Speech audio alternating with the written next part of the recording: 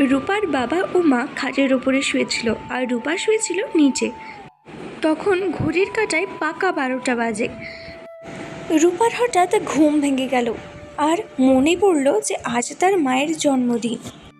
সে ভাবতে লাগলো, আচ্ছা, আমি তো ভুলেই গেছিলাম যে আজ মায়ের জন্মদিন।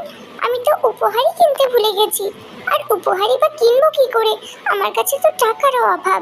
কি করা যায়? এই ভাবতে ভাবতে সে রুমের বাইরে চলে গেল।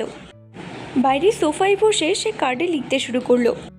এইবারে এই কার্ডটা বানিয়ে মাকে দিই। আমার কাছে তো টাকা নেই, তাই এটা দিয়ে কাজ চালাতে হবে। জানি না মায়ের পছন্দ হবে নাকি। লিখে নিয়ে সে কার্ডটা নিয়ে চলে গেল আবার রুমে গিয়ে সে কার্ডটা রেখে দিল ড্রেসিং টেবিলের ওপরে। রূপা আবার ঘুমাতে চলে গেল। সকালে কার্ডটি পড়তে পড়তে রূপার মা কেঁদে ফেললেন। কি হলো মা, তোমার এই ছোট উপহারটি পছন্দ হয়েছে? এটা আমার জীবনের সেরা উপহার মা।